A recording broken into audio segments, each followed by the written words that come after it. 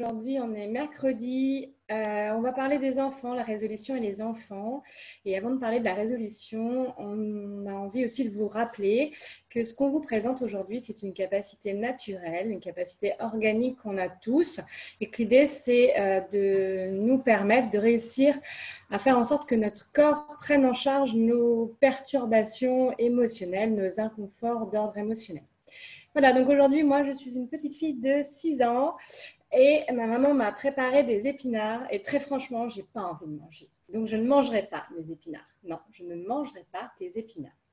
Je n'aime pas ça, c'est nul, c'est pas bon, c'est... Non, franchement, non, je ne mangerai Pose, pas tes épinards. Non, pose non, ta main non. là où ton corps te dit quelque chose. Mais ça, non, non, moi, Pose je ta t'ai main là où juste, ça fait quelque chose dans ton corps. Pose ta main non, là où ça fait quelque moi, je chose dans t'ai ton juste dit corps. que je t'ai juste dit que je ne mangerais pas tes épinards. Ça me Pose fait ta rien. main là où ça fait quelque chose dans Ça ton me fait corps. pas d'émotion dans mon corps. Ça sert à rien. C'est juste, j'ai pas envie de manger tes épinards.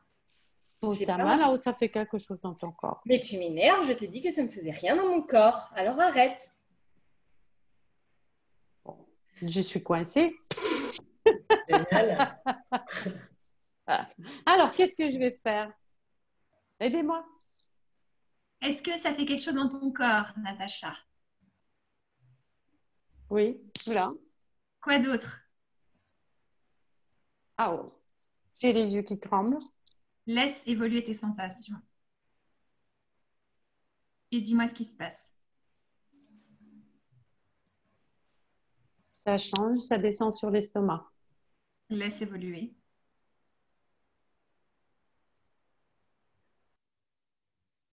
Les épaules. Laisse évoluer. C'est OK.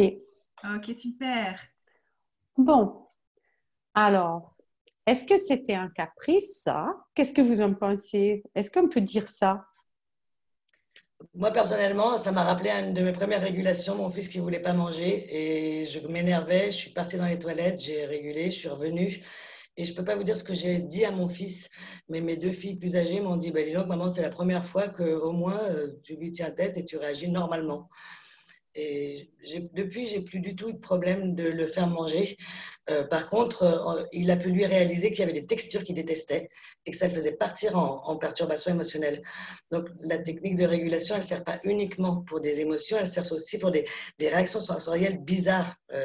Et nos enfants, parfois, ils en ont et on ne les comprend pas. Ce n'est pas du caprice, c'est qu'il y a quelque chose qui les fait bugger. Mais en ayant régulé moi, il y a quelque chose qui a lâché et du coup, lui a pu se rendre compte qu'il y avait des aliments qu'il n'aimait pas et d'autres qu'il arrivait à apprécier. Oui, puis moi, un truc que je vois aussi là, c'est que finalement, ben, je lui ai proposé d'aller voir ce qui se passe dans son corps. Ben, s'il n'y a rien, c'est peut-être qu'elle n'est pas justement pas en émotion, en fait. Effectivement, c'est ce qu'elle m'a dit d'ailleurs, hein. Elle n'est pas en émotion, mais moi, je crois que oui. Alors, ben, là, je regarde ce qui se passe chez moi et après, on passe sur de la gestion simple. Euh, je repars, donc je sais pas, éventuellement, je peux lui dire, bon, ben, tant pis, on verra une autre fois. Mais mon enfant est en difficulté, il se peut que il ait déjà trouvé une façon de gérer sa difficulté. Peut-être elle avait vraiment un problème avec ses épinards au début émotionnel, mais que vu qu'elle a l'habitude de dire non, voilà, non, je rentre là-dedans, ben, là, c'est peut-être trop tard. C'est peut-être trop tard pour aller voir ce qui se passe dans son corps, parce qu'elle a géré, elle a déchargé déjà sa difficulté. Moi, je Est-ce peux que dire... ça veut dire qu'à un autre moment, enfin une autre fois où ça pourrait se passer, par exemple, il faudrait qu'on trouve un autre moment en amont ou en aval pour éventuellement tenter de faire fermer les yeux à ce moment-là? Parce que là, si j'ai bien compris, on n'est pas sur l'émotion quand elle se passe, on est un peu sur la réaction, le comportement conséquence de l'émotion. Donc ça vaudrait le coup, une autre fois où ça se passe, d'être peut-être attentif en amont pour voir à quel moment éventuellement, ça pourrait être intéressant de faire cette introspection avec l'enfant, de dire bah, ferme, tu fais quoi dans ton corps, ferme les yeux, mets les mains où ça fait quelque chose. Oui, oui, parfaitement, parce que en fait, on ne risque rien, d'accord? À chaque fois que je demande à mon enfant de poser sa main là, de repérer s'il y a quelque chose qui se passe dans son corps, eh ben, soit ça fonctionne, soit c'est pas le moment, d'accord? Le pire que je risque, c'est de le dire pour rien. Okay. Donc l'émotion pourrait être hyper discrète et pas tellement visible. Par contre, le comportement conséquence, lui, pourrait être hyper explosif, mais du coup, nous fait réagir trop tard pour l'aider quelque part. Parce que l'émotion, Oui, elle a lieu plus en sourdine avant, peut-être, dans certains cas. Oui, c'est ça. Donc, il faut pas avoir peur de le reproposer aussi. D'accord? Et pour ça, justement, on va peut-être régulier pour nous parce que des fois, on n'ose plus le dire parce que on a l'impression qu'on se prend un vent, là. Églantine, elle me dit, ah ben non, ça fait rien. D'accord? Si moi, je me prends un vent, peut-être la prochaine fois d'après, j'ose plus proposer ça. Or, il faut bien savoir que comme c'est justement un comportement, une capacité naturelle à réguler, ben, ça vaut la peine de le reproposer parce que juste l'enfant, quand il va être en émotion, le fait de lui proposer, ça va lui permettre de prendre conscience que c'est dans son corps qu'il y a des choses qui se passent. En fait, ça veut dire que ça peut être dans le corps de l'adulte ou dans le corps de l'enfant. C'est pas tout le temps les parents qui ont des problèmes ou les adultes, et c'est ni tout le temps les enfants qui ont des problèmes. C'est ça? Oui, ça peut même être les deux d'ailleurs. Ça peut être Ouais. aussi les deux. Hein. Donc, la priorité, je dirais, dans ces cas-là, c'est toujours d'abord celui qui propose, qui ferme les yeux et qui regarde. Hein. C'est un peu comme quand on est dans l'avion, il y a un problème, il y a les masques qui tombent, ben, d'abord pour moi et après pour les autres. Hein. Ça, c'est la règle numéro un. C'est pour ça que souvent, on dit c'est d'abord les parents, mais ce n'est pas toujours vrai. Ouais. Moi, Bien j'ai sûr, un exemple sur un enfant qui fait des terreurs nocturnes et qui ne veut pas aller se coucher. Est-ce que c'est tout le temps une émotion ou est-ce que ça peut ne pas être une émotion ou qu'est-ce que ça pourrait être du coup? Qu'est-ce qu'on fait dans ces cas-là quand justement on pense qu'il y a une émotion mais ce n'est pas une émotion? Qu'est-ce qu'on peut faire? Faut faire attention au mot émotion, hein. Je pense qu'il se passe quelque chose dans son corps à l'instant où il va se coucher. Il y a certains qui vont dire que c'est une angoisse, c'est un stress, c'est une émotion. C'est pas important ce que c'est qui déclenche. Et je pense qu'on peut faire réguler de la même manière une angoisse nocturne. Mais moi, je ne mettrais pas le mot émotion, mais peut-être je me trompe. À moins que ben cette moi, émotion qu'on a quand on commence à se relâcher et qu'on va se détendre crée de l'angoisse. C'est ce qu'on voit, mais ça chez les adultes aussi. à ce moment-là, pour moi, en fait, c'est pas tellement important de savoir comment je le nomme, si je dis que c'est une émotion ou autre chose, mais c'est de proposer. Parce que si je propose, j'ai une chance d'aider l'enfant à résoudre son problème. Si je propose et qu'il ne prend pas, ben, je repasse sur de la gestion concrète. Je lui dis, bon, écoute, voilà, on va peut-être lire une histoire, on va faire quelque chose pour l'aider à passer, pour rentrer dans le rituel habituel, etc. Mais il faut aussi à certains moments que je puisse juste dire non. Si je vois qu'il n'y a pas de difficultés particulières, parce que ça peut être juste une habitude ou juste. Alors, c'est vrai que c'est difficile de faire la différence en tant que parent. Des fois, on ne sait pas. Est-ce que c'est une émotion, c'est pas une émotion? Ben, peu importe. Je propose. Si ça passe pas, ben, je repasse sur de la gestion. Ce qui est un peu compliqué en tant que parent, c'est quand on voit que l'enfant vit la même chose que ce qu'on vit nous, et que nous, on le gère, et que lui, on est impuissant à pouvoir l'aider, et donc on lui apprend ça. Ça me fait penser à un parent qui me disait, mais mon enfant a la même phobie que moi, est-ce que ça veut dire que c'est moi qui lui ai transmise? Ça ne se transmet pas la phobie. Ce qui se passe, c'est que face à ce type de sensations désagréables, on va chercher des solutions pour gérer, pour pouvoir supporter. Et si la maman, elle a mis en place des solutions pour supporter ces sensations désagréables, l'enfant, s'il a la même phobie que la mère, il va modéliser la manière de faire de la mère. Mais en aucun cas, elle va lui avoir transmis sa phobie. Par contre, c'est bien pour ça que comme si moi, je régule ma phobie, par exemple, je vais avoir une réaction normale face à une situation qui ne nécessite pas que je me sente en danger. Et du coup, l'enfant va lui modéliser cette réaction normale. Mais on ne transmet pas une phobie. On a des enfants qui vont avoir la même que nous, là d'autres qui ne vont pas avoir la même, quoi.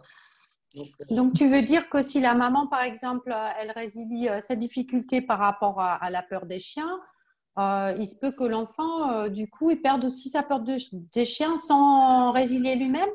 Ce que j'ai l'impression plutôt, c'est qu'il y a des réactions, des perturbations émotionnelles chez l'enfant qui sont liées à des réelles sensations physiques. Il y en a qui sont comment dire, des apprentissages de ce que j'ai vu de mes parents. Ma mère a peur du chien, donc je dois avoir peur du chien. Ma mère a plus peur du chien, la peur, elle va disparaître parce qu'en fait, je n'avais pas peur. Mais il arrive, et par contre, il arrive que parfois la mère ça s'en va et puis l'enfant garde cette peur-là. Et là, dans ces cas-là, le travail que tu fais là, Natacha, de faire réguler à l'enfant directement.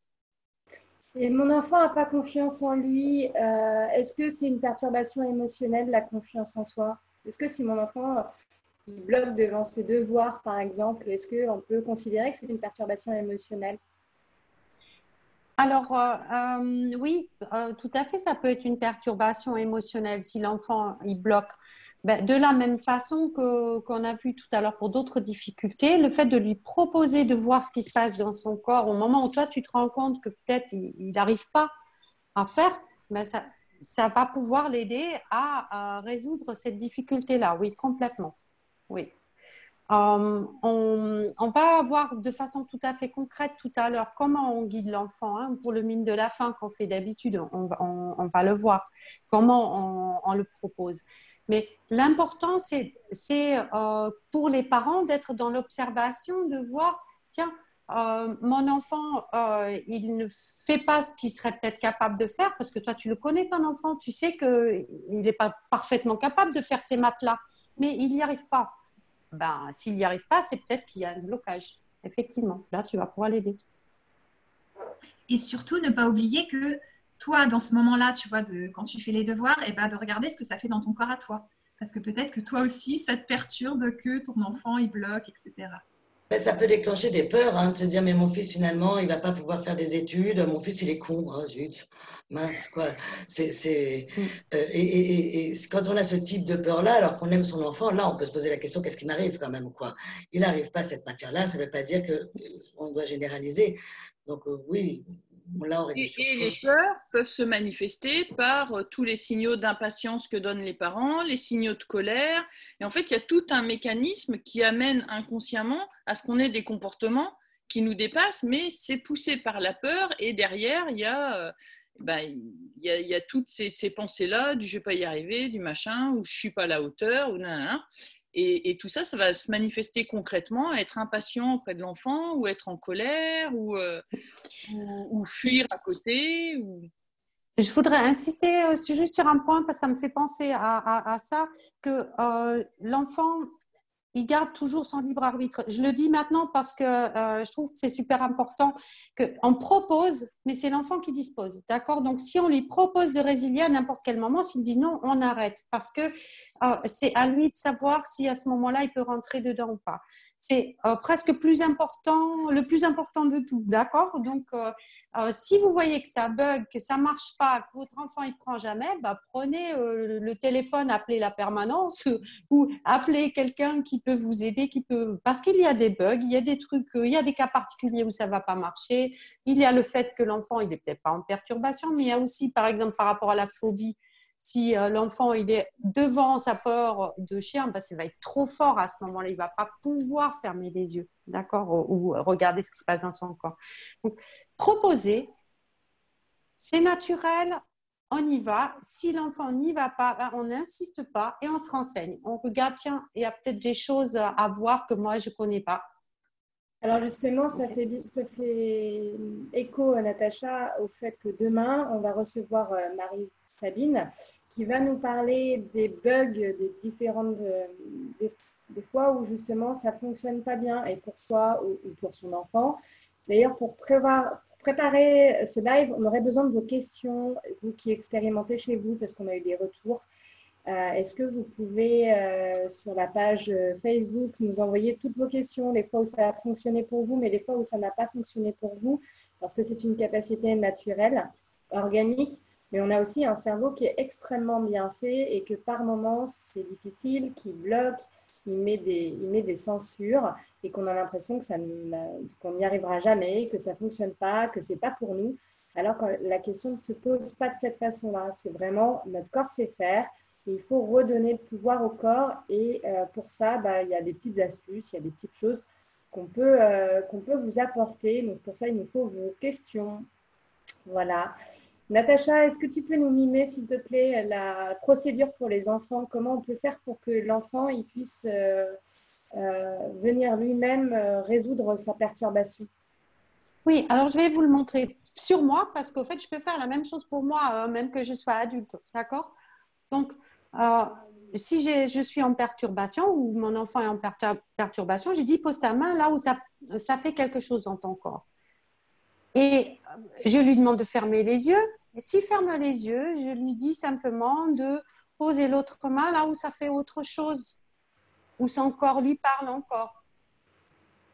Et quand ça change, montre-moi quand ça change. Suis avec tes mains quand ça change. Et je l'accompagne à travers. Et très souvent, les enfants, ça va très vite. Hein. Donc, ils ont déjà ouvert les yeux avant même qu'on le leur dise. Et même des fois, c'est quelques secondes, c'est 10 secondes, j'ai peut-être même pas le temps de lui faire poser les deux mains sur son corps. OK? Merci Natacha. Et ben, c'est l'heure de nous quitter. On se retrouve demain à la même heure pour parler de la régulation émotionnelle, pour vous aider à vous permettre de le faire vous-même en toute autonomie et vous rappeler que si vous n'y arrivez pas, ben, on est aussi là pour vous aider. Voilà, à demain. Salut!